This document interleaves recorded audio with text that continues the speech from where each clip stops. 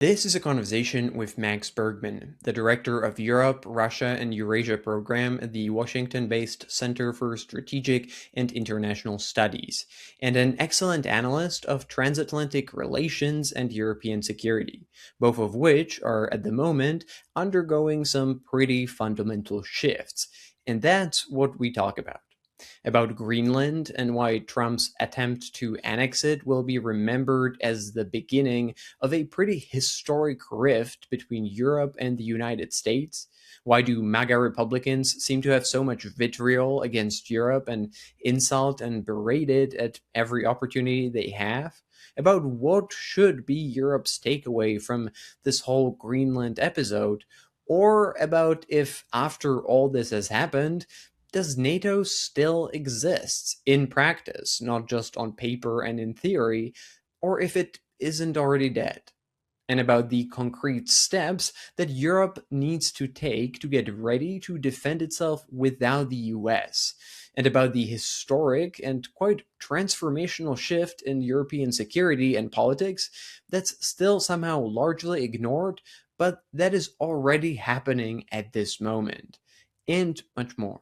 This podcast and interviews like this can exist only thanks to its supporters on Patreon and Substack, to whom I'm deeply grateful, and who get a bunch of perks in return for their support, including the full ad-free version of this and other episodes, and additional bonus content. And if you want to get even more geopolitical analysis, I also write a newsletter. You can find the link in the description. And now, enjoy the conversation. All right, so welcome to the podcast. Great to be with you.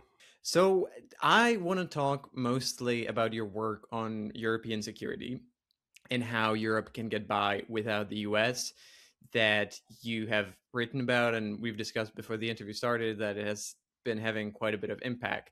But before we get to that, I want to take advantage of the fact that I have you here as an American who works on transatlantic relations and kind of take stock of where we are at the moment. Because obviously, a lot of things have happened, and I think it kind of makes sense to look at what was their impact, because I think often like things happen, we talk about them as they're happening, and then it goes on and we don't really take a moment to stop by and think about it.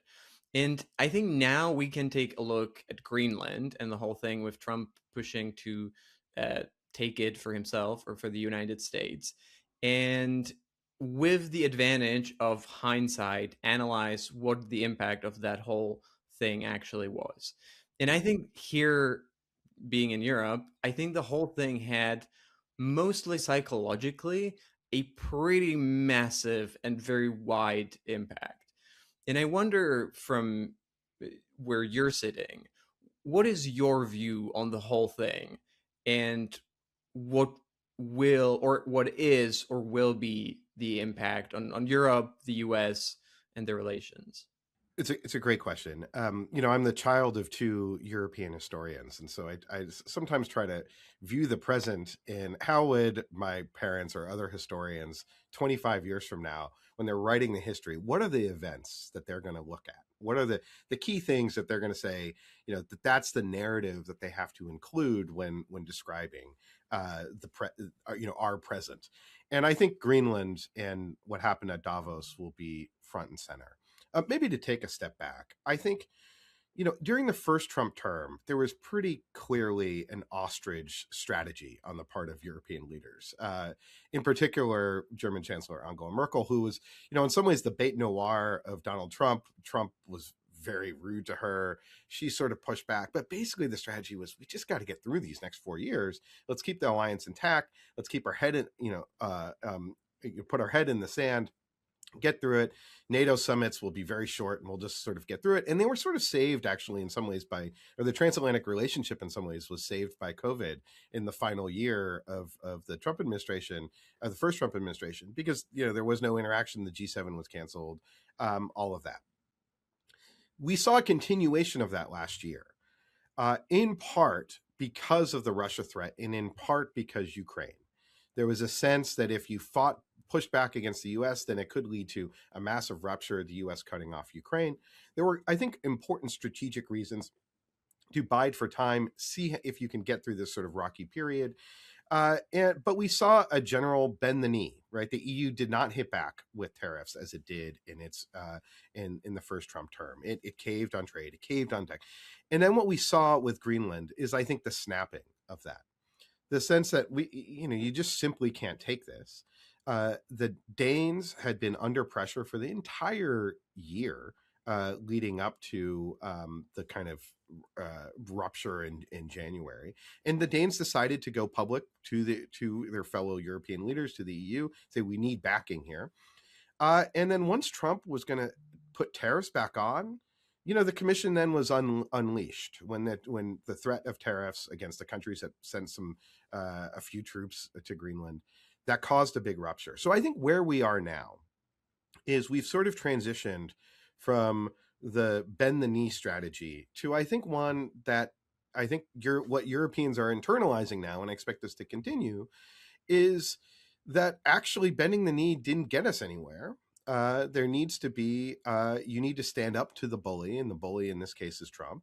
And the only thing that he really respects is strength.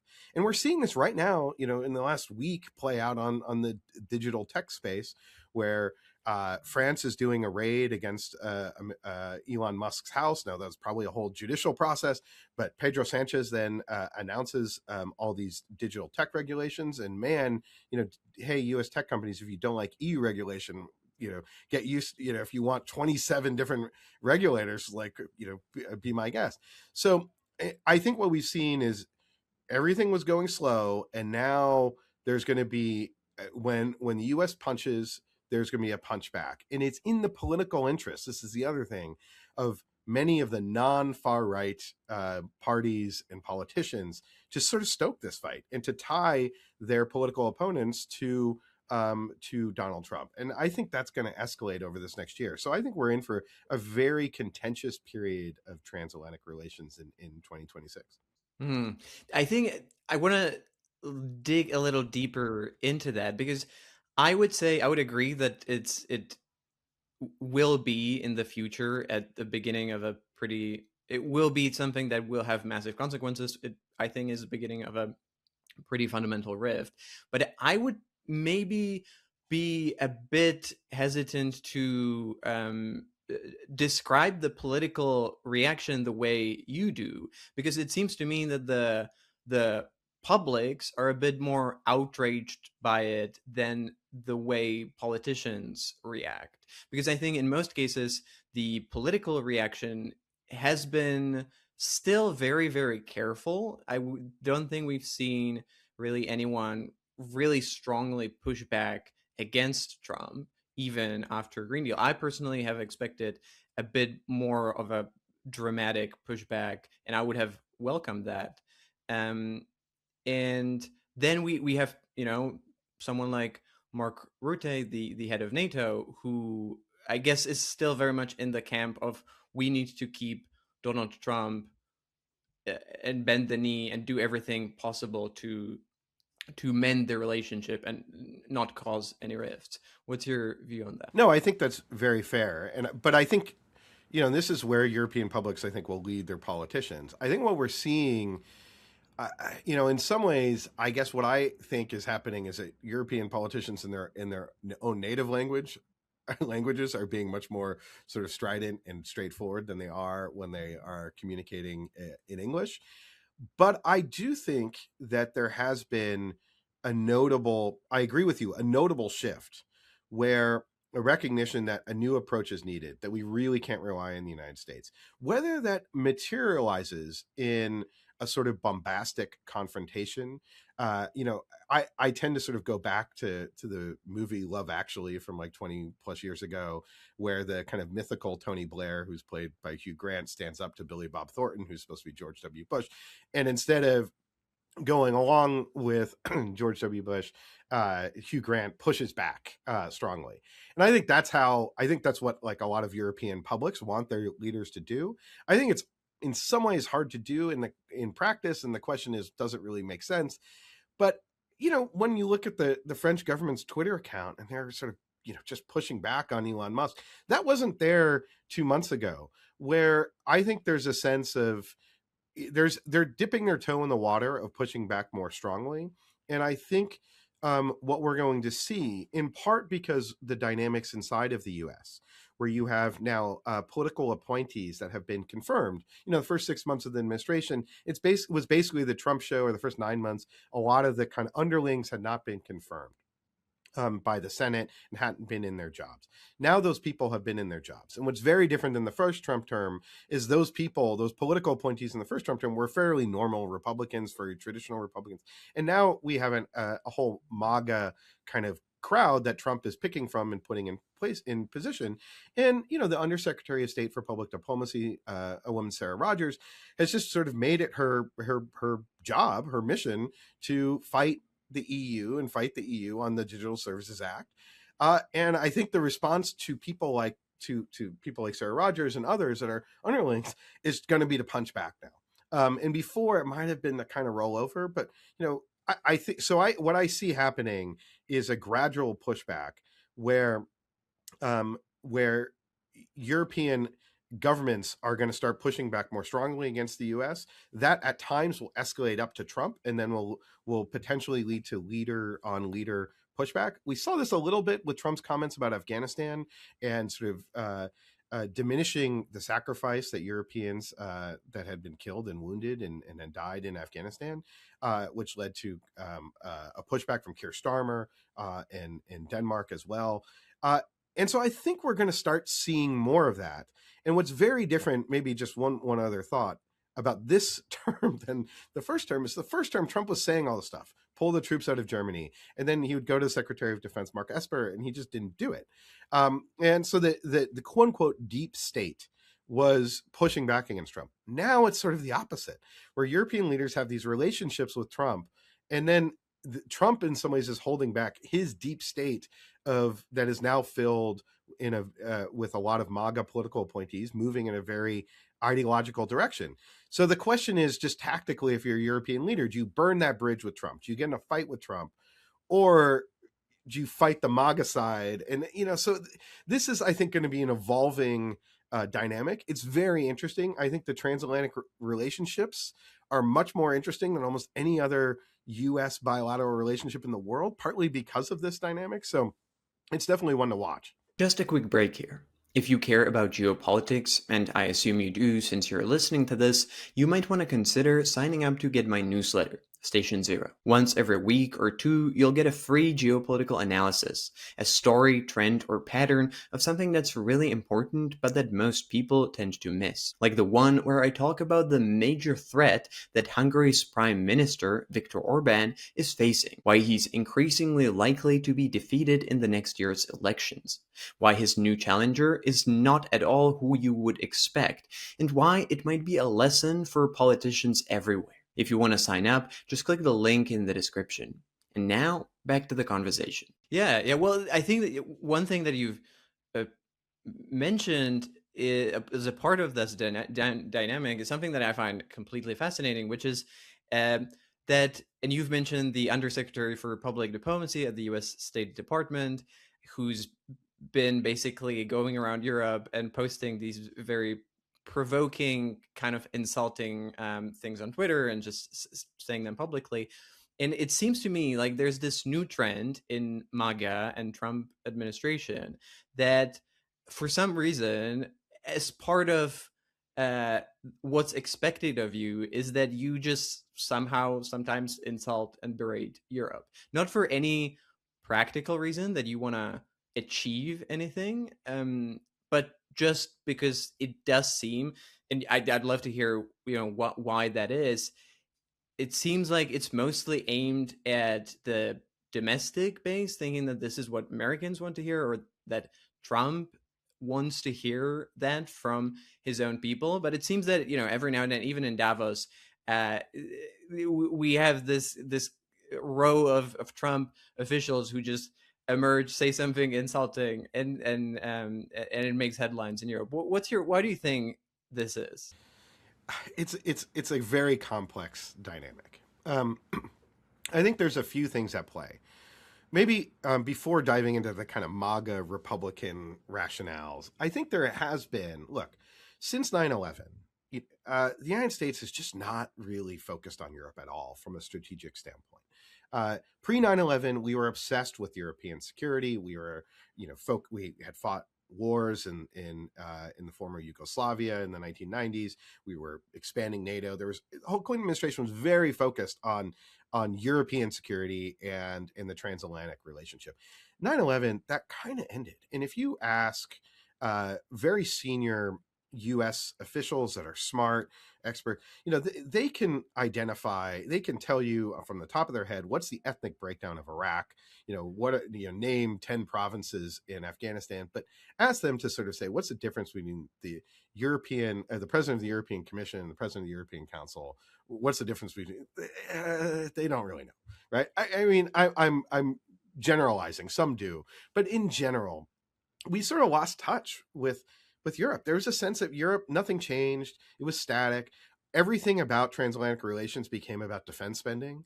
The EU US relationship doesn't really exist in a geopolitical sense. It's an economic relationship. Our companies fight with Brussels, we back them up, and that's not really a major concern of the State Department. It's sort of, you sort of let Treasury or the ambassador that's over there deal with these kind of really parochial issues. So that's one part of it, is that we just don't really understand Europe very well. We don't understand how Europe has evolved over the last 25 years, and we have these caricatures of Europe, of European weakness, and that exists sort of in a bipartisan way. Then you get into the kind of Republican MAGA space. And there you have different elements at play. And I think one is the kind of Silicon Valley tech side that views everything through a prism of tech. And so therefore, Europe is obviously this massive failure because it doesn't have big tech companies to rival its success in Silicon Valley. Then you also have this big cultural dynamic that if Europe can't be a success, because if Europe is a success with its socialism and its wokeness, then then it creates a counter model to the kind of nativist nationalist society that the MAGA is trying to create in the U.S. So what you have is this kind of, the kids use this term like negging, where we love Europe so much that we just have to talk crap about it, and we never say anything good, and that's sort of the national security strategy. Just very weird document that basically says we love Europe so much we have to kill the wokeness inside of it and we have to change it. And I think it's in some ways a very insidious and dangerous document because it gives license to the State Department, to people like Sarah Rogers, and also the State Department now has a lot of money because it doged a lot of its democracy and civil society funding, and that's now going to be directed. I think Europe's going to be a major focus to support far right groups and populist groups that seek to weaken the European Union. We're basically aligned with the kind of Russia-China strategy when it comes to Europe. And then also, I think the thing to watch out for is, it kind of gives license to the U.S. intelligence agencies. It sort of says our mission is to disrupt and to stop the trajectory that Europe is on. So I think it's quite dangerous, and I think it comes from that kind of domestic impulse. It comes from a kind of foreign policy impulse. And I think the other aspect is it comes from the sense that Europe is weak and feckless, totally dependent on the US for security. Therefore, we can just push it around, and the Europeans will always bend the knee. And so I think part of the thinking on Greenland was that this was not going to upset NATO. So when Scott Bessent went out and was sort of the lead figure for this on the U.S. Sunday shows before going to Davos, and was articulating the administration's rationale, I don't think Bessent thought this was going to be a globally economically destabilizing event to take Greenland. I think he thought the Europeans would cave. I think you have another wing like J.D. Vance that thought, oh, the Europeans will freak out and maybe they will pull out of NATO. Maybe this is sort of the skeleton key to upend the international order and return it to might makes right based world where the US can be neo-imperialist. So you have these different competing factors that come to play. And what normally would happen in administration, you would have like a National Security Council that would be there, like organizing these sort of competing interests of, well, how much do we really want to push the Europeans? Because they push them too hard here, then they're not going to, relent on tech or trade or whatever it might be. it's just all chaos because it's then Trump that becomes the decider, and it's somehow for some reason at Davos he said he took the military option on the table, he took the Ruta's off ramp, and then now this has seemingly been de-escalated for the moment. Yeah, yeah. Well, I think that there's a lot of things that you've mentioned that would be worth talking about. I think it deserves to talk a little bit more about the national security strategy, which is, I think, in many ways a very unprecedented document, because it basically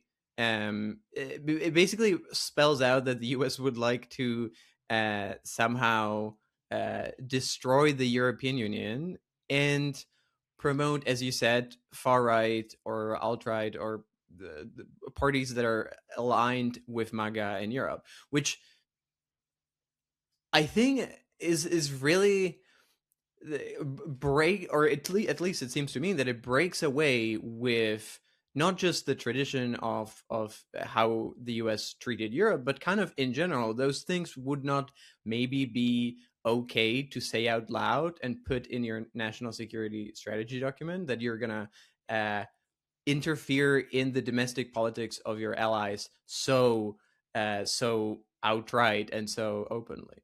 Yeah, the United States, I don't think put in public documents in the early 1950s that we were going to support, European federalist movements through CIA funding, or support, pro-democracy parties, and push back on the Italian communists when there was an election in Italy.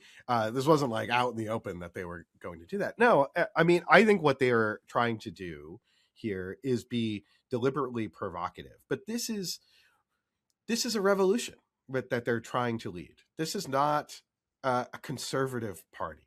This is doesn't intend to be a conservative administration. I think what they've outlined is kind of the pure kind of revolutionary MAGA foreign policy that they're hoping to implement. Now, what tends to happen is that you lay out these grand plans in strategy documents, and they oftentimes don't come to fruition.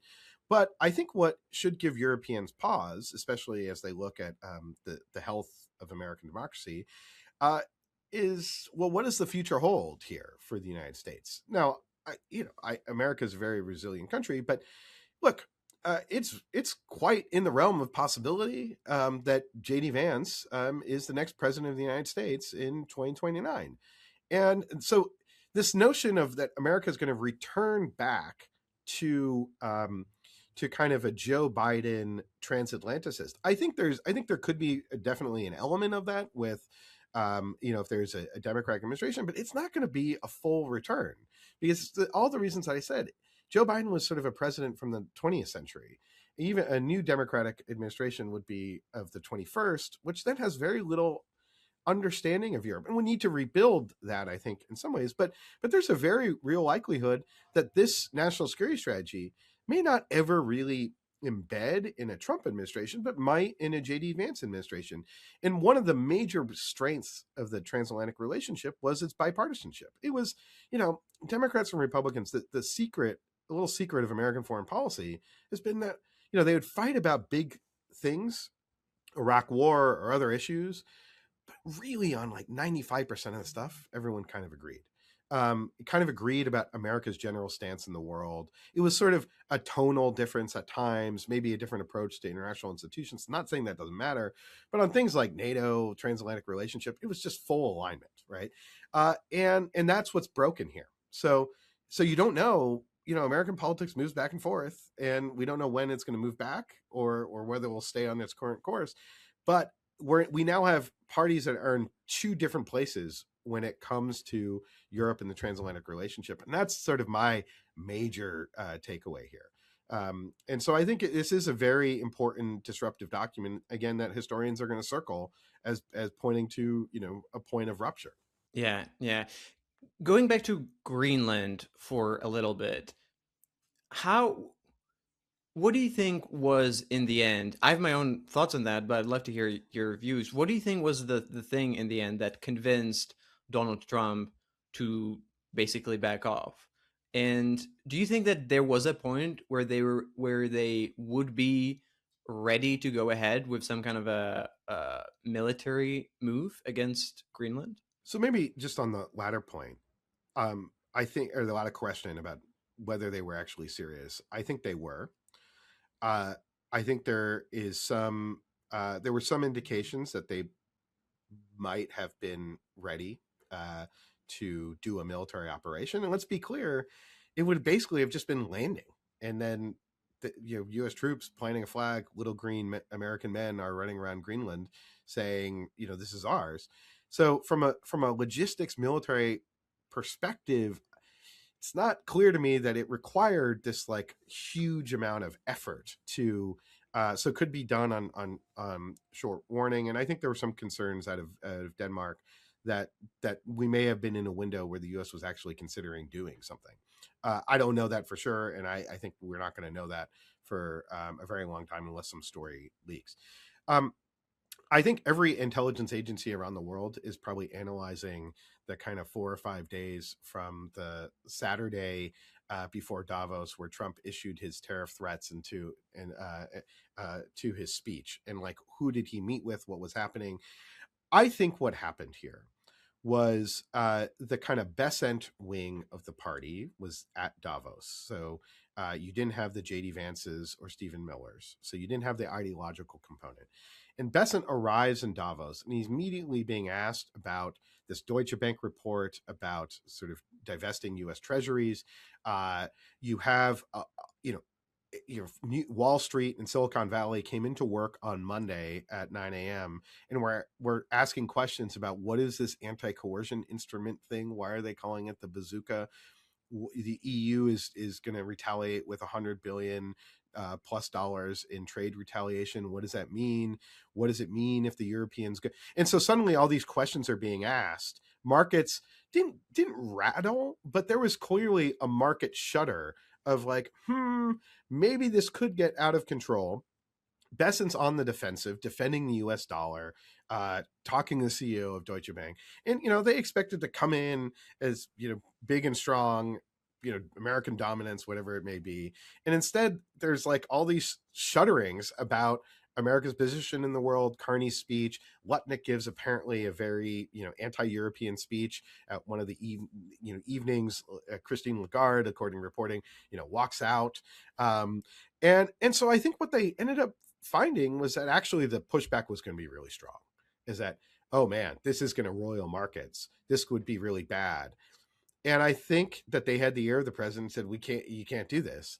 That's my guess, is that actually what actually happened here was that the Europeans stood up for themselves in kind of a roundabout way, but the EU leading with tariffs, the speeches that happened, and the sense that what they thought they were going to push on mush, and they ended up detecting a degree of steel in Europe's spine. And that led to it's an election year in the United States. You're going to have a massive economic trade like calamity to seize a frozen territory of Greenland in an election. It's just like none of this made political economic sense, and so the people arguing for it from an ideological perspective weren't in the room. And so that's my guess of what happened here, is that the narrative is true. Europe stood up for itself and Trump backed down. And what do you think is the takeaway then for Europe, how it should handle similar situations like this? Because I'm sure that there will be in the future. Because it kind of sounds to me like that the deciding things weren't Danish troops in Greenland, but more the economic damage that the EU mostly would be able to inflict on the United States. So does it, at the end of the day, kind of come down to this, to the economic leverage that Europe, or specifically the EU, has and could, in theory, use? Yeah, look, the U.S. EU economic relationship is like one of the most important in the history of the world. It's far more important than the U.S. China relationship or U.S. relationship with any other region or country. And when we talk about leverage here, there's a sense in Europe that, look, okay, the U.S. has more leverage, and in like an economic war to the death, the U.S. would cause more economic pain to Europe. That, oh my God, Europe is more tech dependent than the U.S., and that is totally true. That's totally true. However, Europe actually had the political leverage here, Because if there's an economic war that is going on, if the anti-coercion instrument is being activated, and it's sort of, blow by blow, tariffs are going up, copyrights are being held back from U.S. tech companies, European citizens would have the EU's back in this, that they're standing up for European sovereignty. I think that is very clear, that Donald Trump was pushing too far.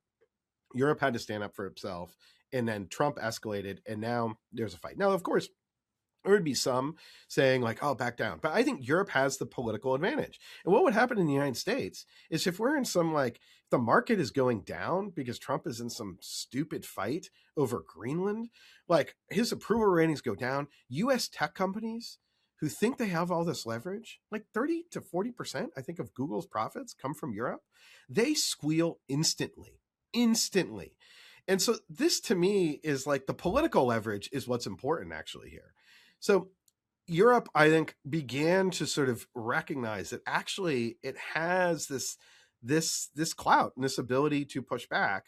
And I don't think that's been fully internalized here in Washington. Silicon Valley is still pushing very hard. You see, but I think that that's what's been recognized, that actually getting into a political fight with the United States may have economic consequences in Europe, but it will also have economic consequences in the US. That would be bad for Trump. And if that's bad for Trump, and if Trump, you think, is bad for the transatlantic relationships in Europe, are you not, that's not a reason not to have the fight, right? So, not that domestic American political calculations are playing into that, but if you're in that kind of tit for tat logic, Europe has a far more leverage than I think it thinks it has, or I think it's aware of. Yeah. Well, that kind of brings me to another question that I wanted to ask you about, because clearly you're aware of the dynamics in a lot of detail that are happening in Europe and what kind of impact this is having. And I think that the impact is really fundamental, and you can see it in the polls from basically all the European countries on the view on Greenland, but on the US in general. And I've had a lot of people who don't care necessarily about geopolitics very deeply from business, and tell me since that was happening that they felt quite strongly about it, that they really don't like the US doing that. And I think there is a change in how the US is being perceived in Europe, from an ally to much more of a threat, or something like a threat. And I wonder, to what extent do you think that those changes and those dynamics are actually being noticed in Washington? Because I would imagine that if the US does lose Europe as an ally, that wouldn't be a good thing for the US, because it's not like it has that many allies so that it can afford to lose this entire continent. And so I feel like it might come at some point where people in Washington might realize that actually maybe we've pushed a bit too far. What do you think about that? Yeah, look, I think the administration's approach to Europe, and approach to allies in general, and treating them essentially as subcontractors that can be stiffed. If you put yourself in sort of Trump's mindset as someone who notoriously, would hire people and then stiff them. This is a disaster. Just to be blunt, this administration is a disaster for U.S. foreign policy in the traditional sense, right? So if you adopt the problem that it was bad that America for 80 years was upholding and pushing for a liberal international order, and totally take Carney's speech, and Carney is right. There were times that we were totally hypocritical. At times the hypocrisy was to take action to uphold the international order. At times it was not, just to advance our interests. But if the MAGA view, and let's be clear, or not be clear, but I think one thing that Europeans need to understand a little bit about where this kind of rage against the international system is coming from, I think, a generation of new right politicians that were the most patriotic, that went and served, volunteered to serve, fought in wars, and then realized that, man, that was a load of BS, that they were being pushed, that they were fighting for liberal democracy in Iraq for 10 years, and then 20 years in Afghanistan. This liberal international order thing, like, why do we care? And so it's sort of this neo-isolationist, let's get back, we're powerful, we don't need this. kind of, if you take elements of neoconservatism about, unconstrained American might, and you drop the liberal democracy stuff, and you combine it with kind of a nativist impulse, that's kind of where they are. Then the liberal international order is bad. But in my view, the liberal international order is good. And so therefore, the alliance network that we've built up is incredibly powerful and important. And one of the things that we're finding out is that is based on values, on shared values. And so if you don't have those shared values, Donald Trump in his speech at the UN, in any sort of address pegged as an international address, he never says the word democracy. Like, he just doesn't care. So that leads to the question for Europeans, that if Europe was under attack, what and we have a transactional president, and if anything, an extractive president, what is in it for the United States to get into a conflict? And the answer is there really isn't anything. The reason why we would was to uphold the international system, to uphold a rules-based international order, the UN Charter, to make sure our alliance network and our fellow democracies stand. So none of that is there. And so I think the way they view the world is that this is a drain on us, that you all are a drain on the United States, and therefore we need to turn to a more extractive approach. And so that's just not, viewing allies as a benefit is not something that they, in Trump's world of real estate, it was always zero sum to him. And I think that's how he perceives the world. And it means that it's very hard to actually do deals, right? Because his deals are extractive, not win-win or positive sum. And so I think we're in for a very rocky period in how the U.S. is going to behave in the world. Yeah, yeah. I think that's a great description, and I think that the Trump administration looking at Europeans as subcontractors is really accurate and appropriate. I think that kind of leads me to another, maybe a bigger question, which is that one thing that I've been hearing since then, a lot more than I've ever heard before in Europe, is that NATO is basically in effect dead, although it still exists on paper. And I personally, I think that a year ago, I would see that as something that's very extreme and pretty inaccurate and going way too far. And now I'm starting to think that's actually a pretty factual statement, um, because we are in a situation where, as you said, Trump probably doesn't have, that wouldn't see a benefit of coming to aid of Europeans if there was a need, or I can imagine that he would, but in exchange for Greenland or the entire Denmark or something like that. So what is your view? Do you think that would you then agree that NATO is in effect still exists on paper, but in reality the alliance, or at least the way we used to see it with the US in it, is essentially dead? Thank you for listening to the free part of this interview. The conversation is not over yet, but the next part is only for the paid members on my Patreon or Substack. I try to make the best possible geopolitics content, and I put a lot of effort and time into this podcast. And there's quite a lot of costs that I have to pay that are associated with it. It's the supporters on Patreon that allow me to do all that, and making part of every single interview exclusively available only for them is my way of saying thank you, since without them, it just wouldn't exist. So if you want to listen to the rest of the interview, ask questions to guests who appear on the show, or myself, get bonus content and my own takes on geopolitics, become part of an active community of geopolitics enthusiasts, and most importantly, make the continued existence of this podcast possible, do consider becoming a supporter. It really helps. To join, you can find the link in the description or go to patreon.com/decodinggeopolitics.